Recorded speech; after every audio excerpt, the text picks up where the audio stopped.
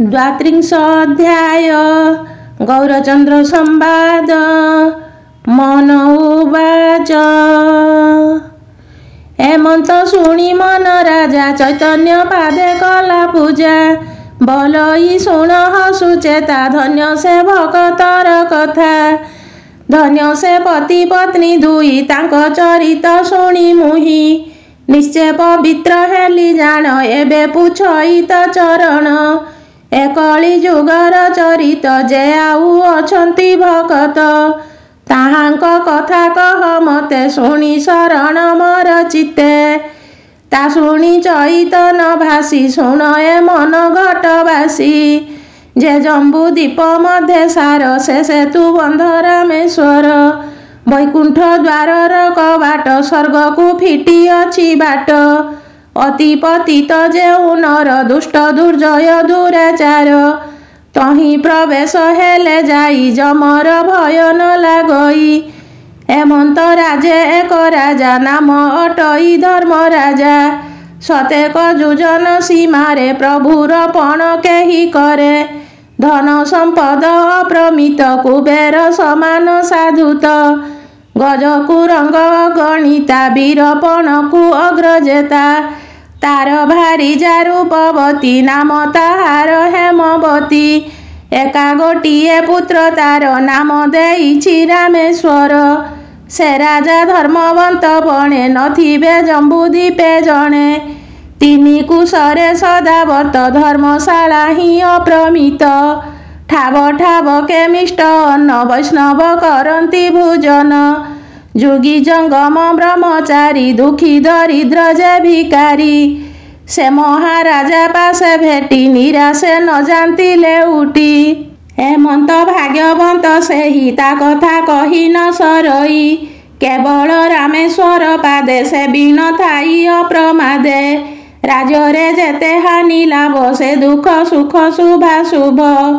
हारी गुहारी आदि जेते जनाई प्रभुंक अग्रते। तांकर आज्ञा शिरे धरी राज्यपालई दंडधारी। हेमंते गला केते दिन शुण सुमन राजन। वैष्णव आदि सहस्र दुई अइले जमाउत हई। अनेक तीर्थमान देखी सफल करी चर्म आखि।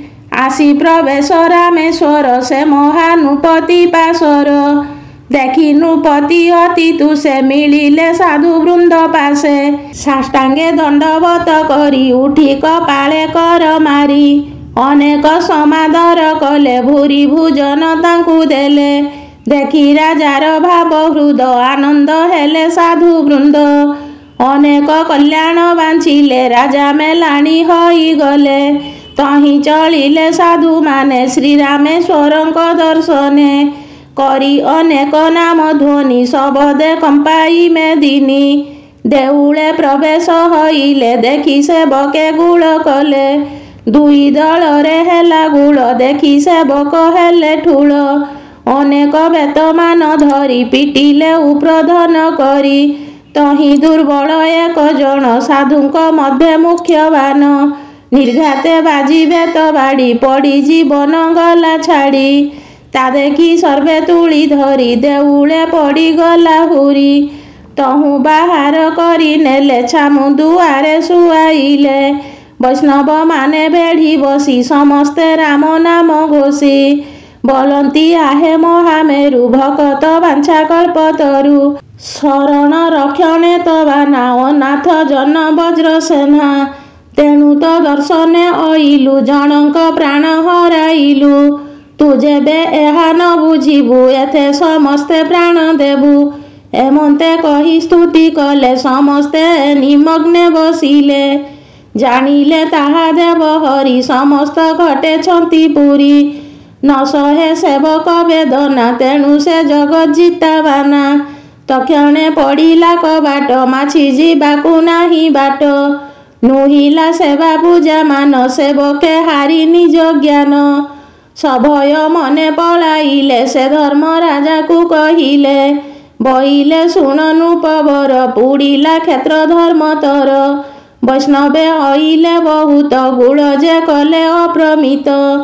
ତାଙ୍କ ଆମ୍ଭର ଯେତେ ଗୁଳ କିସ କହିବୁ ମହିପାଳ। ଅଦ୍ଭୁତେ ଦେଉଳେ କବାଟ ପଡ଼ିଲା ହଇନ ନିରାଟ। ଏହା ବୁଝିବା ହେଉ ଆସି ଶୁଣି ନୃପତି ମନେ ହସି। ବହନ ହୋଇ ଚଳିଗଲେ ଦେଉଳେ ପ୍ରବେଶ ହଇଲେ। ଦେଖିଲେ ସକଳ ବିଧାନ ବିଚାର କଲେ ପଞ୍ଚମନ। ହେ ଧର୍ମରାଜ ନୃପବର ବଲେ ଅଭାଗ୍ୟ ହେଲା ତୋର। କୁଶ ଆସନ ତହିଁ କରି ଶୟନ କଲେ ଦଣ୍ଡଧାରୀ। ବଇଲେ ଆହେ ବିଶ୍ବେଶ୍ୱର କି ଅପରାଧ ହେଲା ମୋର। ଏକଥା ଆଜ୍ଞା ହେଉ ମତେ ନହିଲେ ମରିବି ନିୟତେ। ଏମନ୍ତ ବୋଲି ନିଦ୍ରା ଯାଇ ତାହା ଜାଣିଲେ ଭାବଗ୍ରାହୀ। ସ୍ୱପନ ମାର୍ଗେ ଆଜ୍ଞା ଦେଲେ ଶୁଣ ହେ ନୃପତି ବଇଲେ। ତ ରାଜ୍ୟ ହାନି ଲାଭ ଯାହା ତୁହି ତ ନ ବୁଝିଲୁ ତାହା। ଏ ଯେ ବୈଷ୍ଣବ ଜନ ମାନେ ଅଇଲେ ମହଦର୍ଶନେ। ମୋର ଛାମୁରେ ତୋର ଦୂତେ ମାଡ଼ ମାଇଲେ ଅପ୍ରମିତେ। ମୋ ଭକ୍ତ ମଲା ପ୍ରାଣ ହାରି ଏଥକୁ ଶୁଣ ଦଣ୍ଡଧାରୀ।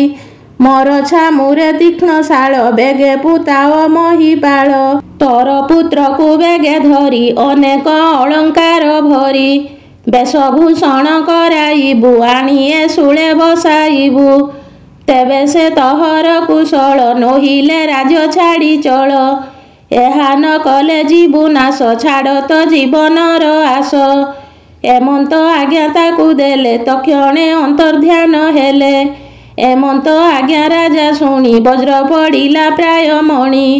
ତହୁଁ ତୁରିତେ ଚଳିଗଲେ ପତ୍ନୀର ଆଗରେ କହିଲେ। ତା ଶୁଣି ପ୍ରିୟବତୀ ତାର ମସ୍ତକେ କଚାଡ଼ିଲା କର। ଉଚ୍ଚେବୁ ବାଳି ଛାଡ଼େ ରାଣୀ ମୂର୍ଚ୍ଛିତେ ପଡ଼ିଲା ଧରଣୀ। ବଇଲା ଏକ ପୁତ୍ର ଦେଇ ମୋ ପ୍ରାଣ ଥିବ କାହିଁ ପାଇଁ। ଏ ରାଜ୍ୟ ଭୁଗେ କାର୍ଯ୍ୟ ନାହିଁ ପୁତ୍ରକୁ କେବେ ନ ଦେବଇଁ। ରାଜ ହିଁ ପୁତ୍ର ଲୁଭ କରି ରହିଲା ଚିତ୍ରପଟ ପରି। ଏମନ୍ତ ସମୟରେ ପୁଣି ଅଇଲା ରାଜାର ଭଉଣୀ। ରାଜା ରାଣୀଙ୍କ ଚିନ୍ତା ଦେଖି ଧୈର୍ଯ୍ୟ ନ ପାରିଲା ରଖି। ବଇଲା ଏ କି ବିପରୀତ କିମ୍ପାଇଁ ହୋଇଛ ଚିନ୍ତିତ। କିସ ଅପୂର୍ବ ଏଥି ତୋତେ ତାହା ତୁ କହ କିନା ମତେ। ଭଗ୍ନୀର ମୁଖୁ ଶୁଣି ଏହା ସବୁ କହିଲେ ନୃପନାହା। ବଇଲା ଶୁଣ ନାନୀ ଏବେ ଯାହା ତୁ ପଚାରିଲୁ ଭାବେ। ମୋର ଅଦୃଷ୍ଟ ବାମ ହେଲା ମତେ ଗଦଇବ ଛାଡ଼ିଲା। ଅନେକ ସାଧୁଜନ ମାନେ ଅଇଲେ ପ୍ରଭୁ ଦର୍ଶନେ। ଦେଉଳେ ଧସାଇ ପଶିଲେ ଦେଖି ସେବକେ ଗୁଳ କଲେ। ପିଟିଲେ ବେତ ବାଡ଼ି ଧରି ତହିଁ ସାଧୁଏ ଗଲେ ମରି। ମଡ଼ା ପକାଇ ଦ୍ୱାର ପାଶେ ବେଡ଼ି ପଶିଲେ ଚଉବାସେ। ଦେଉଳେ କବାଟ ପଡ଼ିଲା ପ୍ରଭୁଙ୍କ ପୂଜା ହିଁ ନହିଲା। ତାହା ମୁଁ ଦେଖି ଭୟ ମନେ ଶୟନ କଲି କୁଶାସନେ। କାଷ୍ଠାରେ ଜଣାଇଲି କେତେ ସେ ପ୍ରଭୁ ଦୟା କଲେ ମତେ। ବଇଲେ ତ ପୁତ୍ରକୁ ଆଣି ଶୂଳେ ବସାଅ ନୃପମଣି। ନୁହିଲେ ମରିବୁ ଅବଶ୍ୟ ଛାଡ଼ ତ ଜୀବନର ଆଶ। ଏଥକୁ କି ବୁଦ୍ଧି କରିବି ପୁତ୍ରକୁ କି ରୂପେ ମାରିବି। ଏକ ପୁତ୍ରକୁ ମୋର ମାରି କି ରୂପେ ଥିବି ଦେହ ଧରି। ତା ଶୁଣି ବଲେ ସେ ସୁନ୍ଦରୀ ଶୁଣଃ ଧର୍ମଦଣ୍ଡଧାରୀ। ଯେ ବଣ ପ୍ରଭୁଙ୍କ ଆଜ୍ଞାରୁ ଏଡ଼େ ସମ୍ପଦ ଭୋଗ କରୁ। ସେ ଆଜ୍ଞା କେମନ୍ତେ ଲଙ୍ଘିବୁ ଲଙ୍ଘିକି ଜୀବନ ପାଇବୁ। ତୋହର ଥିଲେ ନୃପମଣି ସମସ୍ତ ମିଳଇ ଯେ ପୁଣି। ଏଥିକି ବିଚାର ନ କର ନିୟମ ଏକଇ କୁମର। ଏହି ସମୟେ ପୁତ୍ର ଆସି ମାତା ଆଗରେ କହେ ହସି। ତା ଶୁଣି ନିଜ ମାତା ତାର ପୁତ୍ରକୁ ବଇଲା ଉତ୍ତର। ସକଳ ବୁଝାଇ କହିଲା ଶୁଣି କୁମର ତୁଷ ହେଲା। ବଇଲା ଏଡ଼େ ଭାଗ୍ୟ ମୋର ସତେ କରିବେ ରଘୁବୀର। ଏ ମର୍ତ୍ତ୍ୟପୁରେ ଦେହ ଧରି ଜନ୍ମିନ କେ ଅଛି ନ ମରି। କେ ଆଗେ ଅବା ପଛେ ହୋଇ ନିଶ୍ଚଳ ହୋଇ କେହି ନାହିଁ। ମଲେ ହେ ଯମଦୂତେ ଆସି ଗଳେ ଲଗାଇ କାଳ ଫାଶୀ। ଯମ ପାଶକୁ ଘେନି ଯିବେ ବିବିଧ ମାଡ଼ ହିଁ ମାରିବେ। ନରକେ ପକାଇବେ ନେଇ ତହୁଁ ଉଦ୍ଧାର ହେବି ମୁହିଁ। ହେ ମାତା ମତେ ବେଗେ ନିଅ ପ୍ରଭୁ ଛାମୁରେ ଶୂଳି ଦିଅ। ଶୁଣି ଆନନ୍ଦ ହେଲେ ମାତ ତାହା ଜାଣିଲେ ନରନାଥ। ବଇଲା ଧନ୍ୟ ତୋର ମନ ତ ଗର୍ଭଧାରୀ ଧନ୍ୟ ଧନ୍ୟ। ଉଧରି ଅଇଲୁ ତୁ ମତେ ମୋ ବଂଶ ରଖିବା ନିମନ୍ତେ। ପର ନିମନ୍ତେ ନିଜ ପ୍ରାଣ ଦେଇ ତୁ ଶିବୁ ନାରାୟଣ। ତାହା ଦେଖିବେ ଦୀନବନ୍ଧୁ ତୁ ପୁତ୍ର ମୋର କୁଳ ଇନ୍ଦୁ। ଏମନ୍ତ କହି ଦଣ୍ଡଧାରୀ ଉଠିଲା ଅତି ବେଗ କରି। ଭଣଜା ଅଙ୍ଗରେ ମଣ୍ଡନ କଲା ଅନେକ ରତ୍ନମାନ। କର୍ଣ୍ଣ ଯୁଗଳେ କର୍ଣ୍ଣାଞ୍ଚଳ କଣ୍ଠେ ଲମ୍ବାଇ ରତ୍ନମାଳ। ବାହେ ବାହୁଟି ସୁକଙ୍କଣ ତହିଁ ଝଟକେ ମଣିଗଣ। ହୃଦେ ପଦକ କଟି ମାଝେ ସୁରତ୍ନ ମେଖଳା ବିରାଜେ। ହେମ ତୁଡ଼ର ବେନି ପାଦେ ଚମକ ପଡ଼ୁଅଛି ନାଦେ।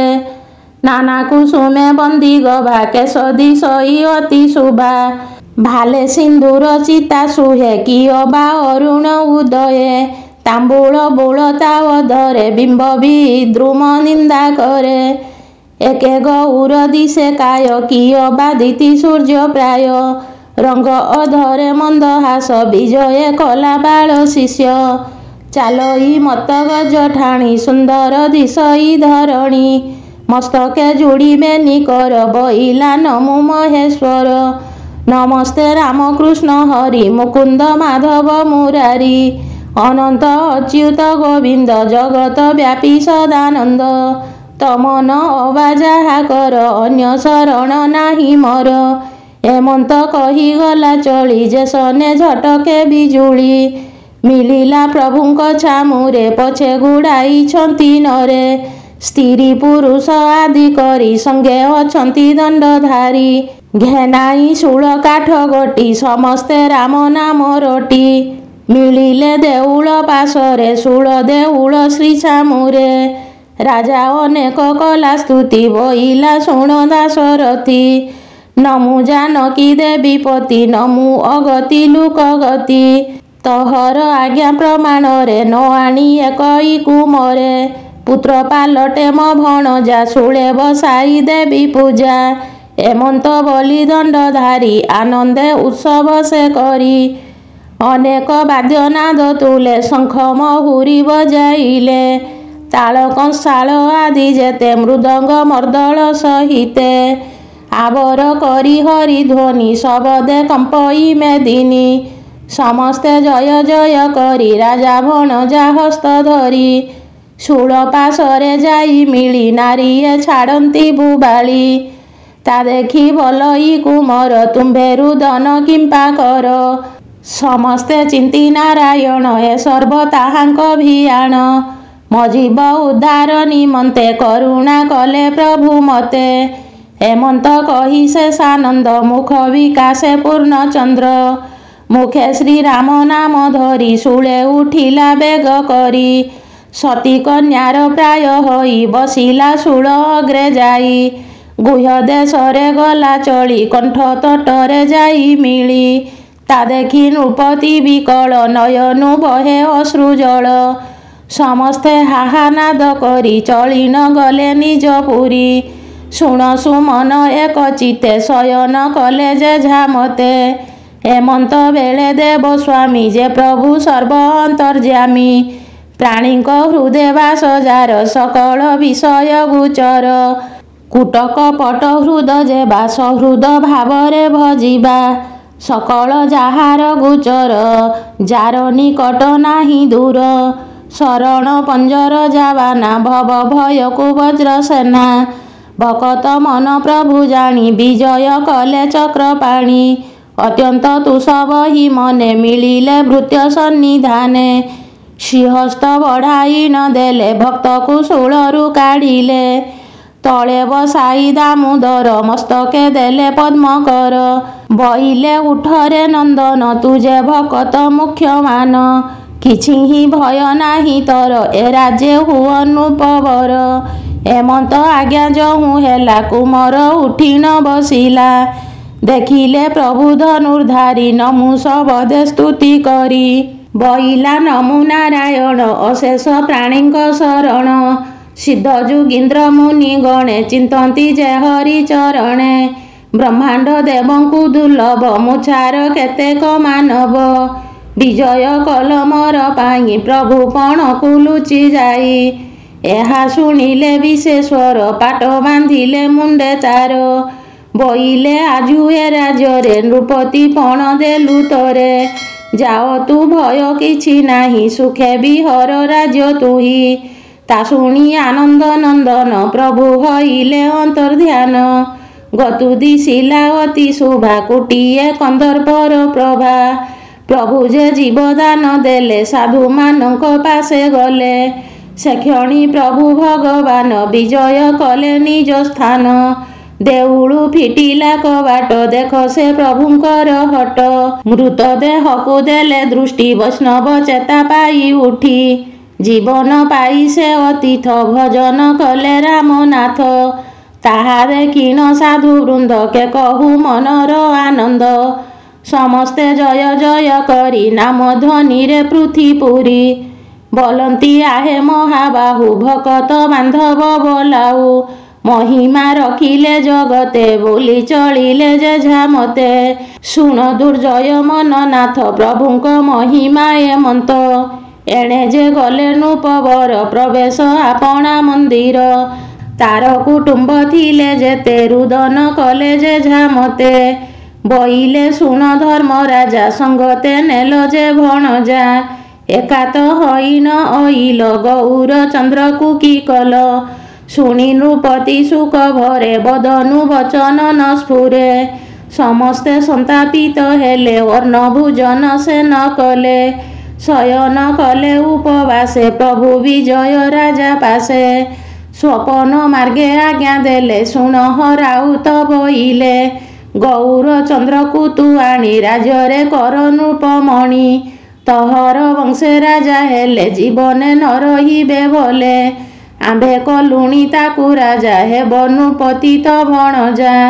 ଏମନ୍ତ କହି ଭଗବାନ ତକ୍ଷଣେ ହେଲେ ଅନ୍ତର୍ଧ୍ୟାନ। ଉଠି ନୃପତି ଦେଲେ ଚାହିଁ ଦେଖିଲେ ପାଶେ କେହି ନାହିଁ। ବଇଲେ କି ବିପରୀତ ବୁଝିବା ଏଥିର ଚରିତ। ଶୂଳେ ବସାଇ ଦେଲେ ନେଇ ଆଉ ଗୌର ଚନ୍ଦ୍ର କାହିଁ। ମଲା କି ହଇବ ରାଜନ ପ୍ରଭୁ କି ଦେଲେ ଜୀବଦାନ। ଯେବେ ମୁଁ ନୟନେ ଦେଖିବି ମୁଁ ତାର ଭୃତ୍ୟ ହୋଇଥିବି। ଏମନ୍ତେ କହି ରାଜା ଗଲେ ଶୂଳ ପାଶରେ ଯାଇ ହେଲେ। ଦେଖିଲେ ଭଣଜାର ତେଜ ଦିଶେ ଦ୍ୱିତୀୟ ଗ୍ରହରାଜ। ମସ୍ତକେ ବାନ୍ଧି ପାଟ ଶାଢ଼ୀ ବସିଛି ପଦ୍ମାସନ ମାଡ଼ି। ତୁଣ୍ଡେ ବୋଲୁଛି ନାମାବଳୀ ଶ୍ରୀରାମ କୃଷ୍ଣ ବନମାଳୀ। ମୁକୁନ୍ଦ ମାଧବ ମୁରାରୀ ଶ୍ରୀରାମ କୃଷ୍ଣ ଦଇତାରୀ। କେଶବ କଂସାରୀ ଅଚ୍ୟୁତ ଦୀନ ବାନ୍ଧବ ଗୋପୀନାଥ। ଶ୍ରୀ ମଧୁସୂଦନ ଶ୍ରୀପତି ଭକ୍ତବତ୍ସଳ ଦାଶରଥୀ। ଏମନ୍ତେ ନାମାବଳୀ ଯେତେ ଗାନ କରଇ ଦୃଢ଼ ଚିତ୍ତେ। ତାହା ଦେଖିଣ ନୃପବର ବୁଡ଼ିଲା ଆନନ୍ଦ ସାଗର।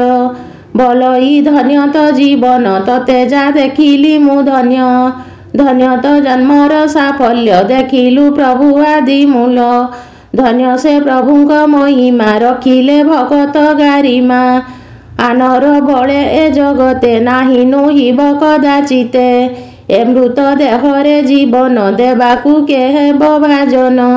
ଏମନ୍ତ ବଲି ଦଣ୍ଡଧାରୀ ଗୌର ଚନ୍ଦ୍ର କର ଧରି। ତୁରିତ ହୋଇ ତାକୁ ନେଲା ନୃପ ଆସନେ ବସାଇଲା। କନକ ଦଣ୍ଡ ଛତ୍ର କରେ ଟେକାଇ ଅତି ଆନନ୍ଦରେ। ଆସୀନ ପାତ୍ର ଅମାନ୍ୟାତେ ନୃପତି କଲେ ବିଧି ମତେ। ଡକାଇ ସର୍ବ ପ୍ରଜାକୁଳ ସମର୍ପି ଦେଲେ ମହିପାଳ। ବଇଲେ ଶୁଣ ସର୍ବଜନ ଆଜୁ ଏ ତୁମ୍ଭର ରାଜନ। ମୁଁ ହେଲା ଏହା ଆଜ୍ଞାବର୍ତ୍ତୀ ଜାଣ ସଂଶୟ ନାହିଁ ଏଥି। ଏମନ୍ତ ବୋଲି ମହାରାଜା ବଇଲେ ବଜାଓରେ ବାଜା। ତାଳ ମର୍ଦ୍ଦଳ ସ୍ୱର ତୁଲେ ଗଣିକା ଗଣ ନୃତ୍ୟ କଲେ। ବାଜଇ ଶଙ୍ଖ ତୁରି ଭେରି ସମସ୍ତେ ଜୟ ଜୟ କରି। ପ୍ରବେଶ ହେଲେ ନିଜପୁର ଶୁଣ ହେ ମନ ନୃପବର। ଯେ ଯେଉଁ ଗତି ଥିବ ପାଇ ତାହା ଜାଣନ୍ତି ଭାବଗ୍ରାହୀ। କହିବା ଶକ୍ୟ ନାହିଁ ମୋର ପାଇଲେ ସାଧୁଙ୍କୁ ପଚାର। ଏକଳି ଯୁଗ କଥା ଏତେ ଶୁଣିକେ କରିବ ପରତେ। କେବଳ ସାଧୁଜନ ଯେଇ ବୋଲିବେ ସତ୍ୟ କଥା ଏଇ।